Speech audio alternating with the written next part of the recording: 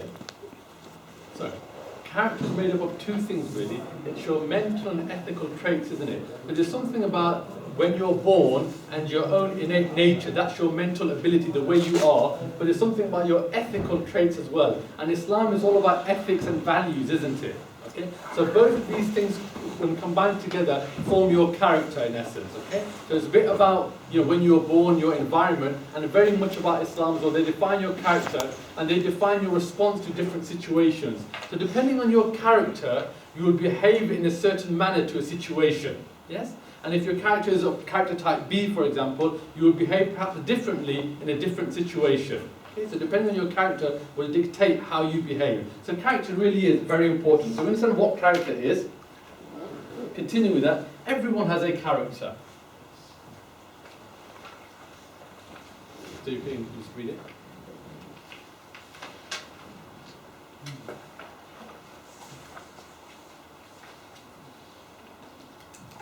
Does anyone want to be very brave and describe their own character? Does anyone want to share with the rest of the group how would you define your own character? Is there any particular characteristic that you want to share that you think that you have? I hope it'll be a good one, inshallah.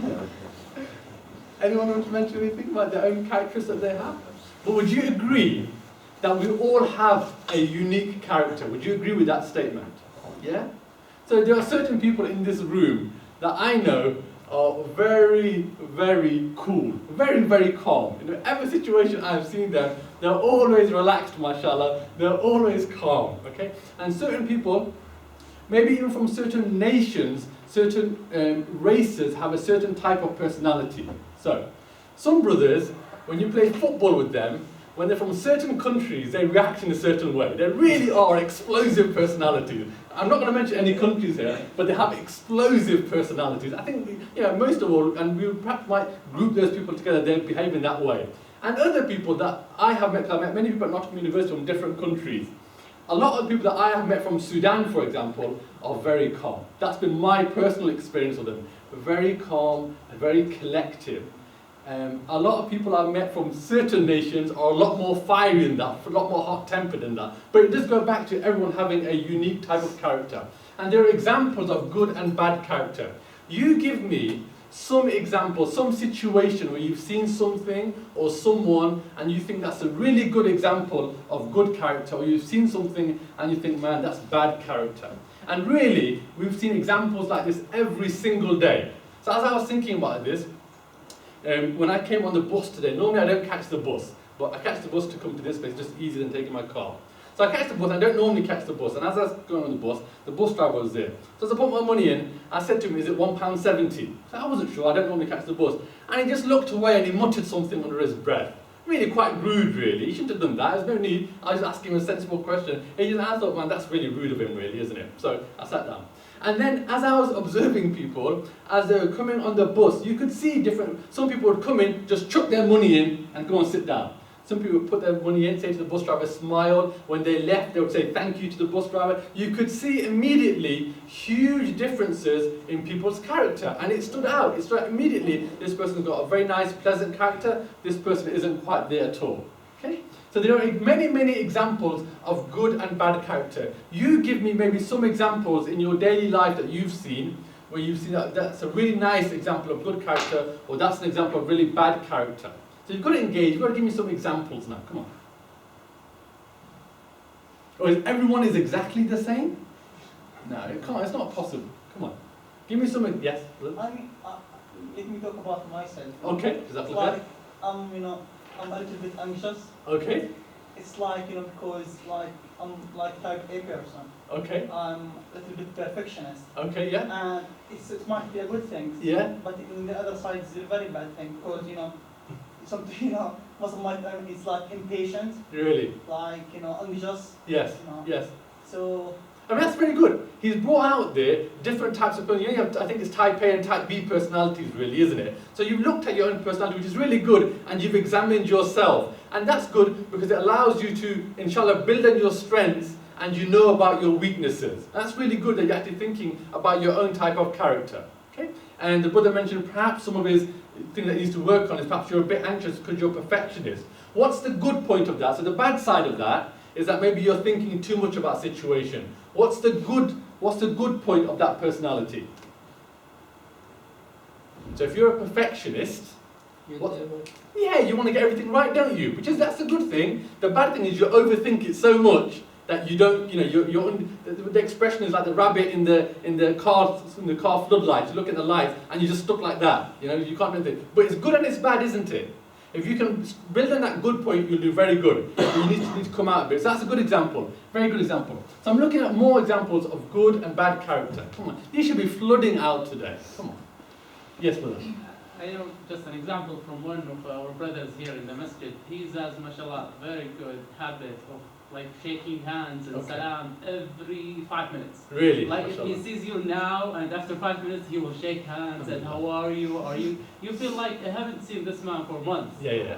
SubhanAllah, this is wonderful. Like everybody's praising this kind of character. It's a good point. It's a very good point. There are some people that make you feel good because of their personality. Yes, you see them, they're always greeting you, always smiling. How are you? How is your family? When they send you a text, they'll do that. It really makes you feel good. So you as a person, you meet that person and you feel good about him because he makes you feel really nice, makes you feel important, isn't it? Yeah, that's very good. Any other examples of personality in your daily life that you've seen? So that's a good example at the mosque. Could be Muslim, could be non-Muslim. This is very important. Good personality is not limited to Muslims at all. At all. It's a very wide topic here, isn't it? Yeah? So many of the personality traits that we'll talk about, they are general to the whole of humanity. But can you give me any of the good examples and how you felt about that?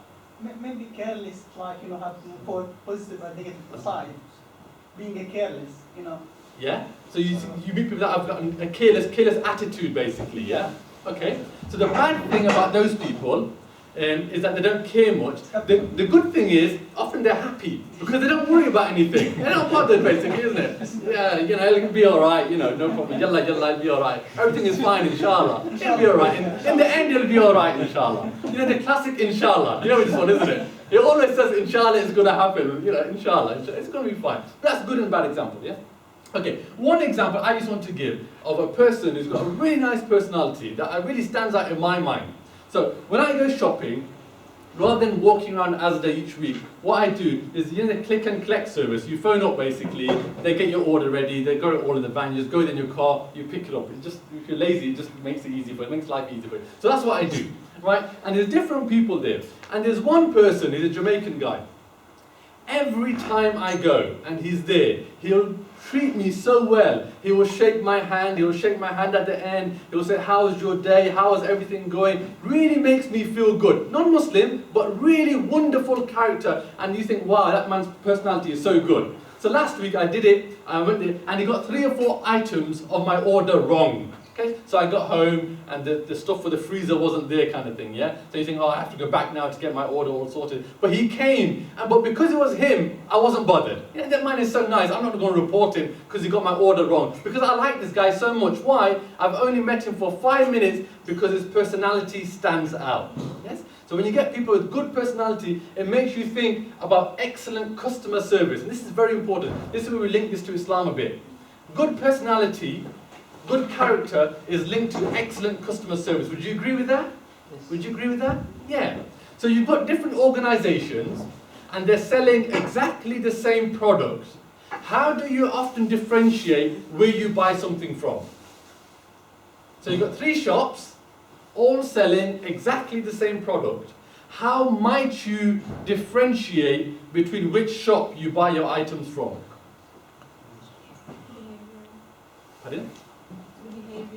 Yeah, the behavior of the person who's serving you. So you go into shop 1, and the shop lady there, for 10 minutes she's just playing with her phone, so she's ignoring you, and then she comes to you, she doesn't smile at your face, sort of thing. You ask her a question, she's really unhelpful. You think, man, I'm not going to buy this from him, am I? I'm not going to buy it from her. She's just useless, isn't it? If she's like that, her shop's going to be like, products going to be like that. You get to the next shop, and the lady there comes straight to you, talks about the product, describes it to you, really polite, really friendly, talks about all the aftercare service. You're very likely to buy from this shop now. Why? Just because of the way in which she was dealt with you. So good character means excellent customer service.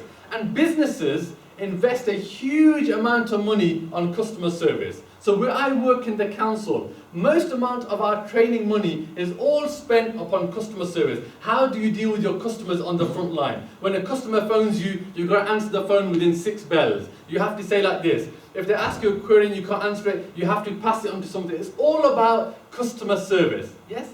And that's what every Muslim is. We are trying to serve others to bring them closer to Allah and better themselves. Would you agree with that statement? That's what we're trying to do. So we're trying to improve ourselves as an individual. We're trying to improve the family around us, our people, our relatives, etc. and wider society, Muslims and non-Muslims. We can only do that if we offer excellent customer service, and we only do that if we have a good or the best kind of character. Can you see the linkage now? Yes?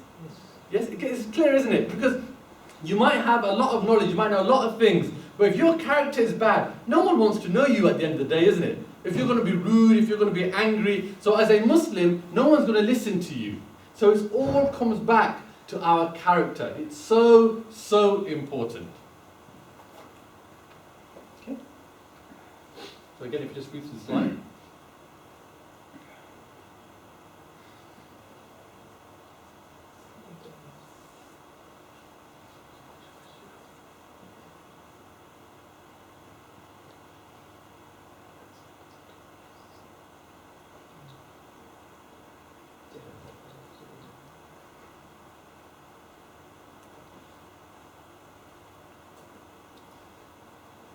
So here you have examples of individuals succeeding in life because they have a certain character, so that they endure hardship. You know, when difficult comes to them, they don't give up, they don't stop at the first thing, they keep on trying, so they don't stop. Here we have somebody who, while they're young, they are determined and persistent. Here we have somebody else who won't give up. All of these are examples of people's character. When you have this, you will be successful. But if at the first hurdle you give up, if you're not determined to achieve anything, you're just going to pack it all in and you're just going to give up, then you're going to have a very weak, negative character and you won't succeed in life at all. So character is very important about success in life, and it goes beyond Islam, doesn't it? In every facet of what we do, character is very, very important.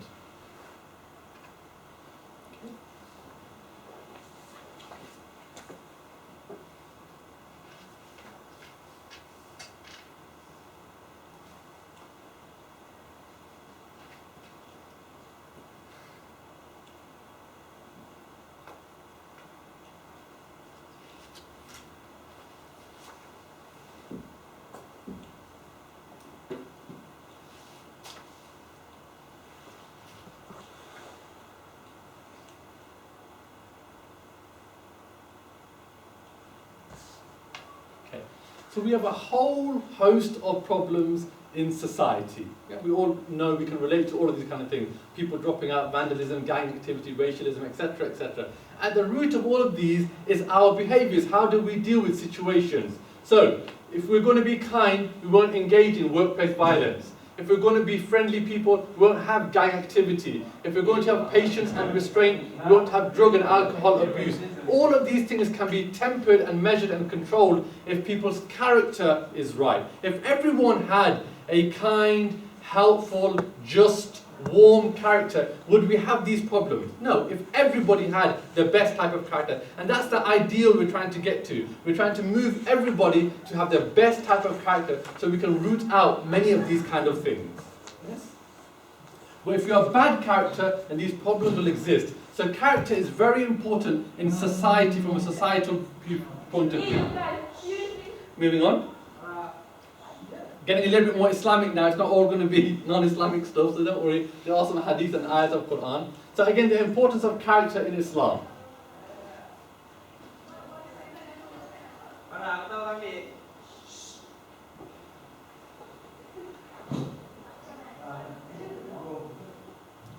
So when we think of pleasing Allah subhanahu wa ta'ala, the first thing that comes to our mind generally is things like salah, things like zakat, and this is absolutely right, the pillars of Islam. But alongside of that is our behaviorisms as well. It's absolutely critical that we want to obtain the love of Allah subhanahu wa ta'ala. We're not going to get it unless we have the best type of manners. Nothing is heavier on Yawm al-Qiyamah than the good manners. and the people will be with the best character will be closest to Rasulullah sallallahu alaihi wasallam. In another hadith, he said that, do you want to have the same reward as the one who fasts continuously and prays at night? You know, voluntary fasting and voluntary salah. And the people said yes. Then he said, you know, develop the best type of character. That's what we will have when we have the good character. So good character is important from a dunya point of view, but very importantly, it's very important from an Islamic point of view as well. Particularly in the next life, we want to have all of these kind of things. We have to have the best type of mannerisms, and that's what Islam teaches us. So we understand now what is character. We understand the importance of character in our daily life in society, and we can now see the importance of character in Islam, and very importantly in the next life as well. So we need to see that linkage as we go through. Can we see the link now? Yes? Okay. So beyond this, what do we need then? So we know that Islam is telling us to have the best type of character. We need an example. We need a role model. And who else is that role model but Rasulullah sallallahu alayhi wasallam? So Quran tells us.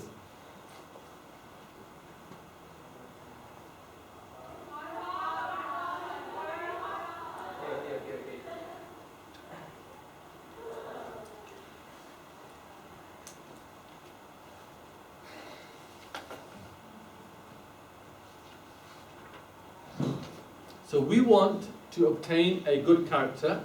We realize the importance of it in this life and the next life.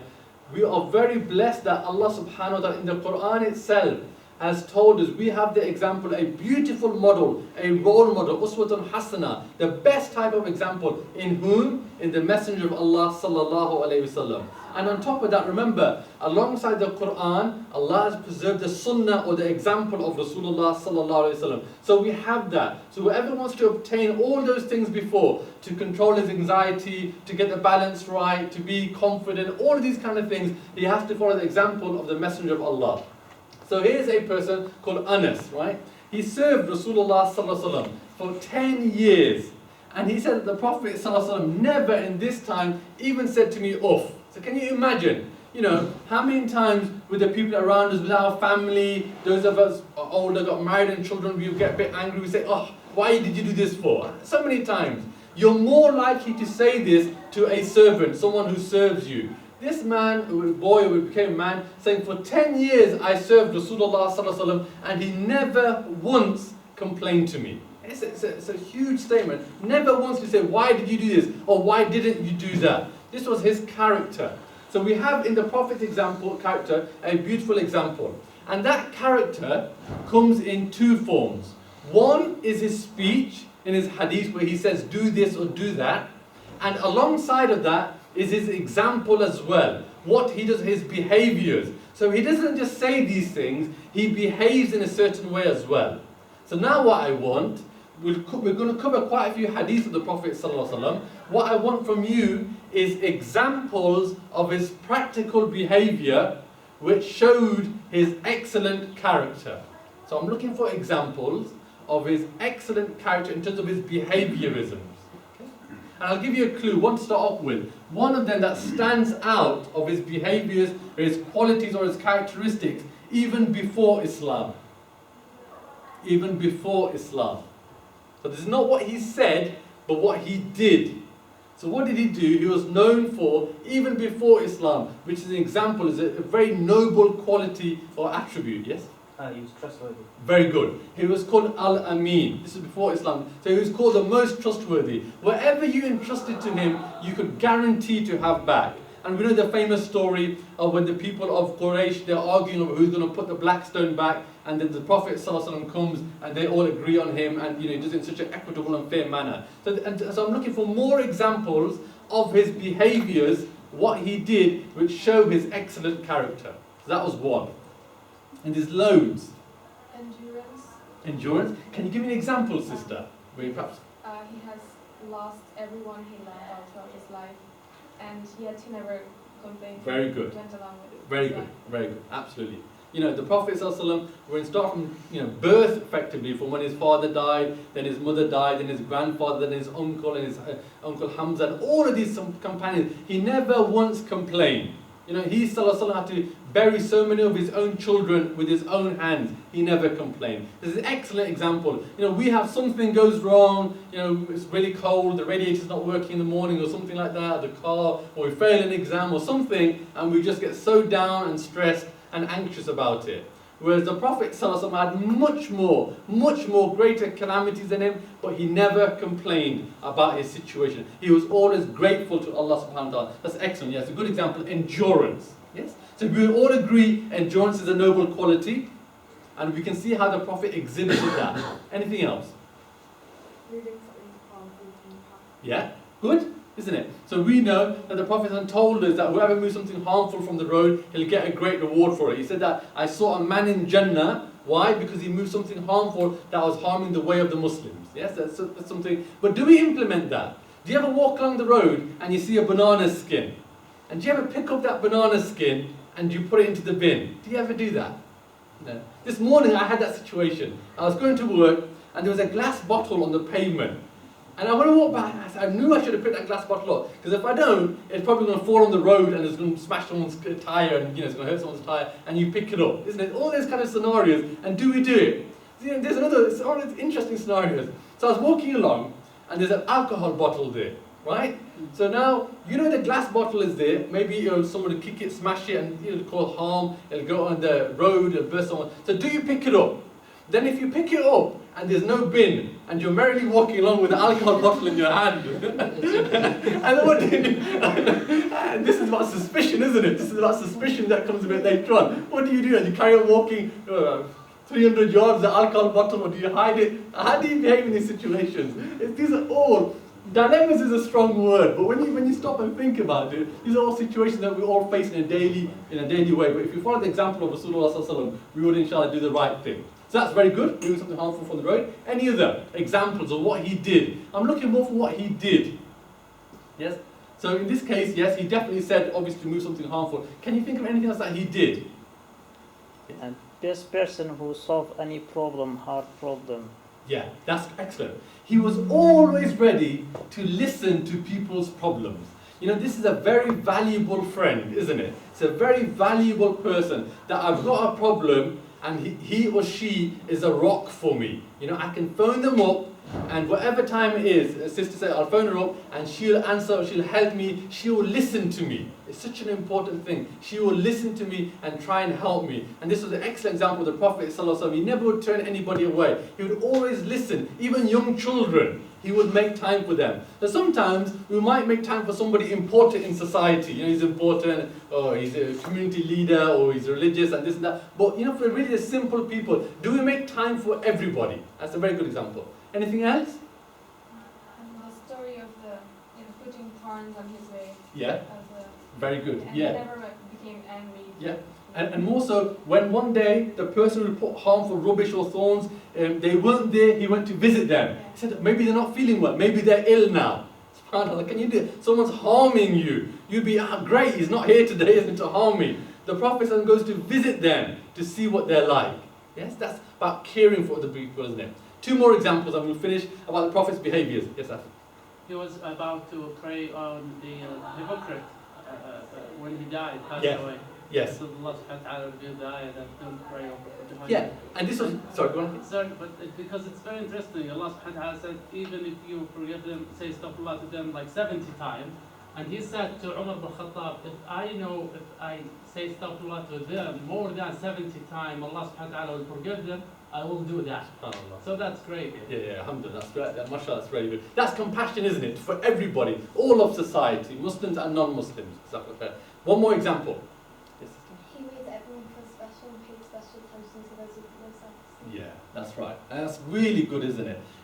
Again, it's that point about making people feel valued and special. Taking time out for everybody. This is a very important quality, isn't it? Like I say, often we can take time out for our peers, people at our level. But when there are people, they are weak, they have got less self-esteem, maybe they're disabled. How do we behave with disabled people? A mark of society is how they deal with the most weakest and vulnerable people. How are we with disabled people, for example? Do we take the time out to help them? You know, are we compassionate with every single person? And this example of the Prophet ﷺ, a young boy, he has a little pet bird, the bird has died, Rasulullah goes to see him, speaks to him in a nice way, addresses him in an honourable way. How are you? You know, your bird has, that kind of thing. It's making time out for everybody. All of these are noble qualities, noble attributes that we should strive to have, inshallah. These are examples of the Prophet's character. Right, let's look at some character traits within Islam.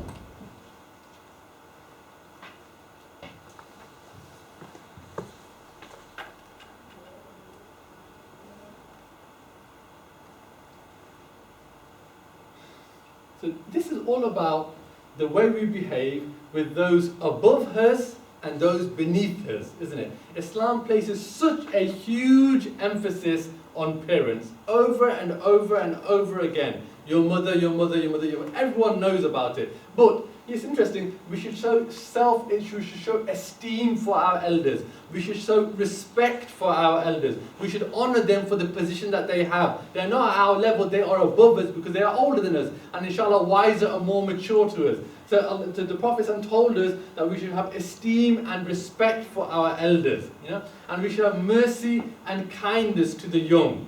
You know, you have a person, he enters the mosque and lots of young children come to him. What does that tell you about him? It tells you he's got a very affectionate and kind personality. Everyone wants to see him. Somebody else walks in and no one greets him. What's that tell you about his personality? So Islam places a great emphasis on respecting our elders and being merciful to our young. Are we like that? Do we respect our elders? Are we kind to the youngsters? Be careful of suspicion. Anyone know a hadith about suspicion? Anyone? About the Prophet ﷺ and one of his wives? He came out, I think it was Ramadan time, and there were some companions there. And he said to them, "This is my wife." And they said to him, "Ya Rasulullah, we will never suspect you of anything," basically. See? And he said that the shaitan goes through the veins like blood does, basically. This is the nature of shaitan. So shaitan causes people to be suspicious. So everyone is suspicious, and we try and get away from this quality of being suspicious with other people. You know the classic example, someone's walking down the road, he's with a female, instantly we suspect, oh, that's his girlfriend. Maybe it's his sister, maybe some other relative is something we don't know, do we? So at the end of the day, we should be very careful not to be suspicious of other people. But at the same time, we shouldn't put ourselves in situations that lead others to be suspicious about us as well. You know, this is a dignified person, he doesn't do that. He doesn't put himself in a situation where others are suspicious about him either. So he tries to avoid that kind of thing. So be careful of this. Don't spy on others. Don't compete. You know, competing in good deeds in a healthy way, that's fine. But don't wish that your brother goes down. There are two things that we can be envious about that the Prophet ﷺ told us. Not envy that we want the other person to come down, but envy that inshallah he gets better and we become like that. What are the two things that we can envy? The money Yes. and the knowledge. Knowledge, yeah. Money is the one who spends in the path of Allah, and knowledge is the one who calls people to the path, that kind of thing. So in that sense, we can compete in a good, healthy manner. Don't despise one another. All of this is about being servants of Allah and brothers. So all of this is about good character traits, good characteristics. So again, what we have to do is by looking at these things, ask ourselves, am I like this? Am I kind to young people? You know, maybe I've got younger brothers and sisters. I'm at university. Do I keep in contact with them? Do I ask how they are? How often do I contact my parents? Now I'm here now, maybe they're abroad. And this is a very important dynamic, especially when you get married, and especially when you have children. Often that dynamic changes. But when you get married and children, do your parents still have that same right over you as they had before? Or does all your attention change? Your attention inevitably will change, there's no doubt about that, when we are wives and children or husbands in the case of sisters. But at the same time, the right and the role of parents has to be, so are we like that? Do we show that? Are we suspicious of others? Do we have the good thought about other people? Do we have that good, honest thought? Do we spy? All these kind of things. We should have these good character traits, inshallah.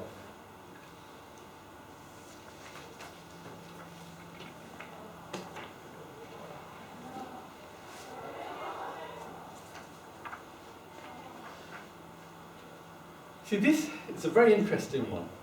It goes to the level of detail that Islam talks about. So there's 3 people now. 2 of them shouldn't be talking and ignoring that third person, because maybe he thinks they're talking about me. So either you bring a 4th person to the conversation or you involve that person. But that's the level of detail that Islam goes through in terms of our characteristics and behaviors with other people. Don't harm someone's feeling that he even thinks that you're talking about him. Invite him into your conversation. Have you been in that situation? 2 people are talking, and they're not involving you in their conversation. And how does that make you feel? It doesn't make you feel nice at all. No one likes that kind of behavior. And Islam is specifically telling us in so many different hadith of the Prophet ﷺ that don't be like that. Involve them in your conversation. Don't find faults. We're very, very quick at finding faults in other people or other groups in Islam. And we never examine ourselves. The expression, people in glass houses shouldn't throw stones. Because maybe you live in a glass house, someone throws a stone back in your house because it's crashing around you. So really, the wise one is not the one who finds faults with others, but the wise one who looks at himself. What's my deficiencies? What's my weaknesses? What do I need to improve on? Not trying to sort out everybody else's problems. Maybe that's your role, maybe that's fine to some extent. But really, find faults in yourself, you'll be a more successful person because you'll try and improve your own faults. And modesty. This haya, this modesty is a branch of Iman. This really is being eradicated in society now. This whole concept of modesty. Men, women modesty, or even men amongst others, how we behave. You see many practicing people, and they're not behaving modestly, really. It's very surprising, disappointing. I've seen examples where you hear of, good practicing people, and they have all of these kind of dance groups, Zumba dance groups, and all of this kind of different types of, probably brothers haven't even heard of this sort of stuff, but all these different types of dance groups kind of thing. And you have good practicing people going to these groups, dancing and stuff, everyone all together, and music is being played.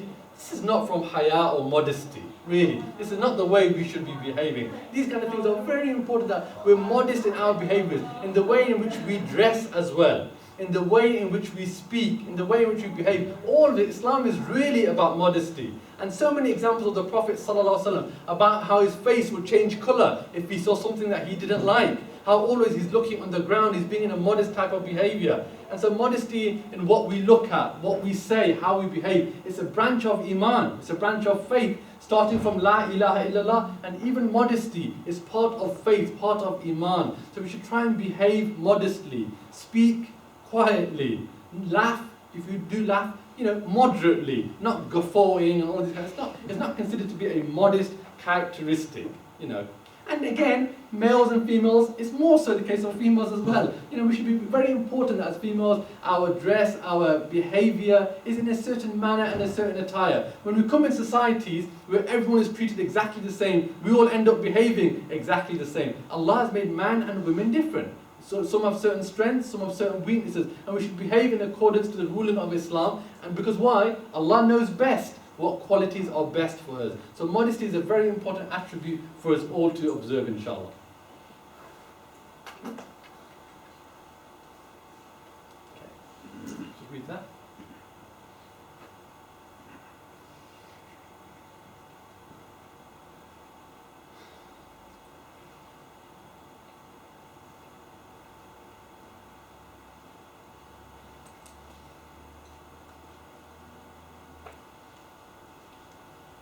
I just wanted to mention is that sometimes we need to be careful that we don't praise others excessively. This is a bad quality in Islam. Sometimes we get somebody, maybe they're religiously very good or they're academically very good, and we keep on lavishing praise on them, and then it becomes in their head, and then they want to do something because of the praise of the people, and they end up destroying themselves. And Facebook is a classic example of this.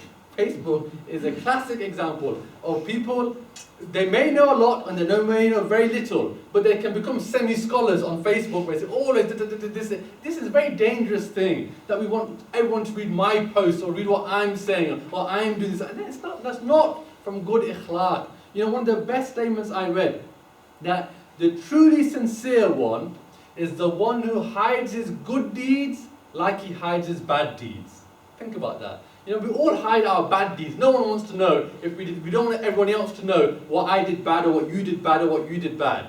But the truly sincere one, he or she wants to hide their good deeds as well. They don't want everyone else to know what they're doing. It's between them and Allah subhanahu wa ta'ala. Sometimes it's good to encourage others to do good, that's all fine. But at the same time, we shouldn't be excessive in our praise, and we shouldn't excessively praise others as well.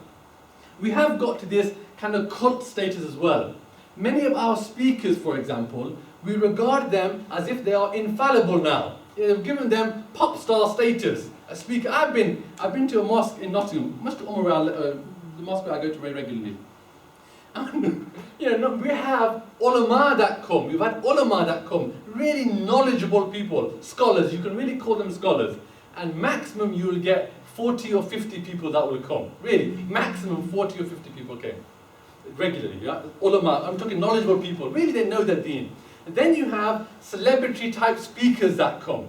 And we had one, and the whole masjid, 3 floors, was full of people.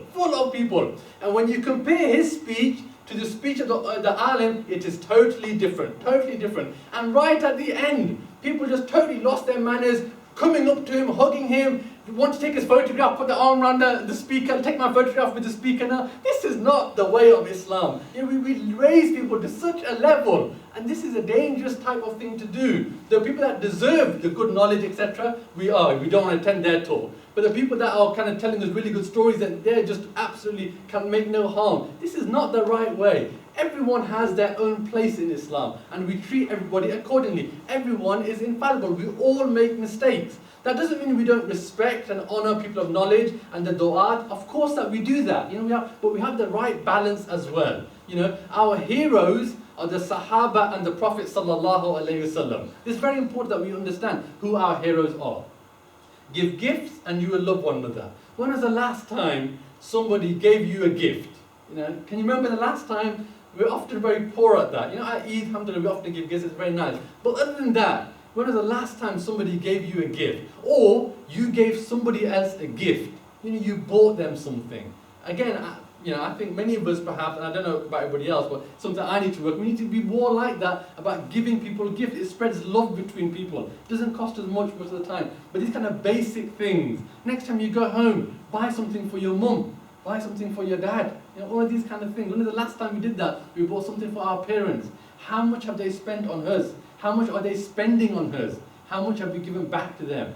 And often it's just a token. They don't mind, it's just a token that will count. But give gifts, and those that are most important, as I say, our parents, our families, etc. Okay. Now start looking at a couple of bad character traits, which is lying in this particular case.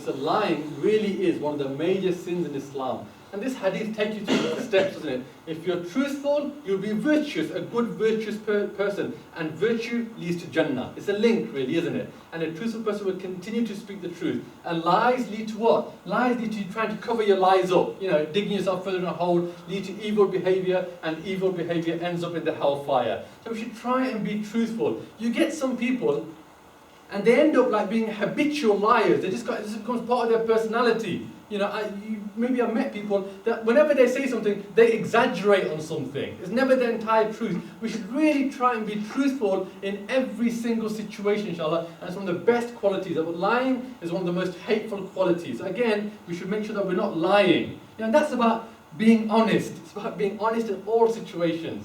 I was having a conversation with a person today, a work colleague, and we were just discussing something, and the work colleague mentioned that he caught the tram basically, right? Caught the tram from stop A, wanted to go to stop D, and got to stop C, and hadn't paid the tram driver yet.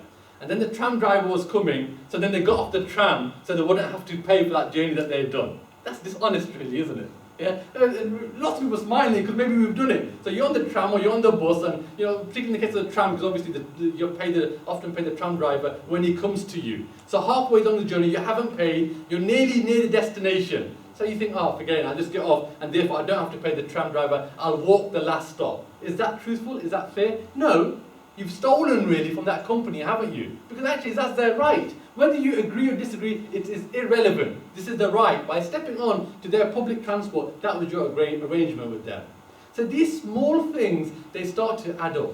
Because when this becomes in your behavior, it means if you're at work, you don't mind, finishing work at 5 o'clock, but putting down on your timesheet that I finished at 5:15. You see, all of these small things start to become part of your character and part of your nature, and you start to become lying in all these kind of bigger things as well. Whereas if you're honest from the start, a deeply honest person, you won't do this kind of thing. You go to Asda, for example, and you do your, like I gave the example before, you do your click and collect, and then there's 3 items in there that they've sent to you that are not your items now. What do? Do you just keep the items with you? So it's their fault, they gave them to me, it's my item now.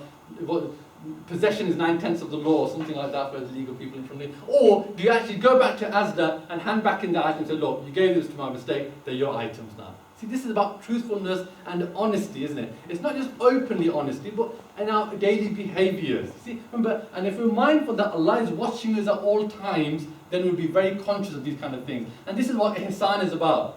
The best type of Islam is to worship Allah as though you are seeing Him. And as though you are not seeing Him, surely He is seeing you. If you thought like that, in those situations, you would behave in the correct, honest manner. Okay? Continue.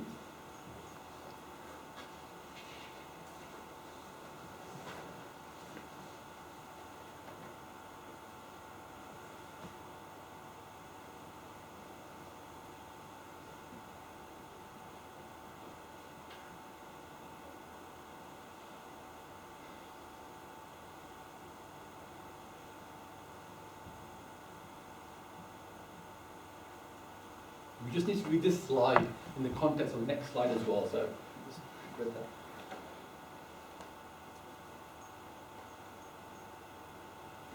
Yeah.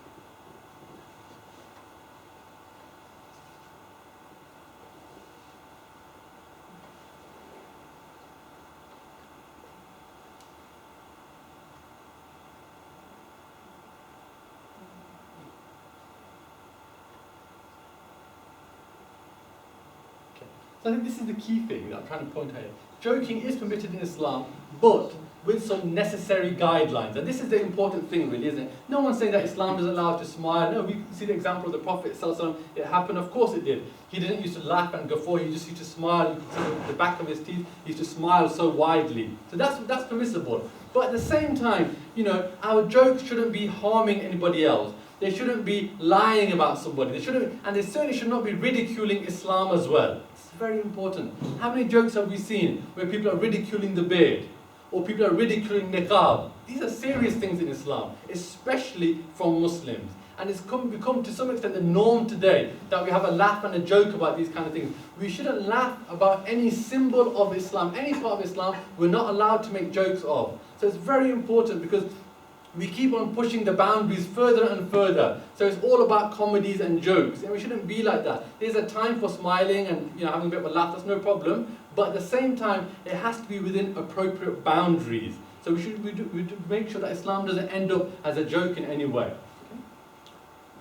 Reaching the end now. So there are examples of good and bad character traits or characteristics. So what's the essence of Islamic character?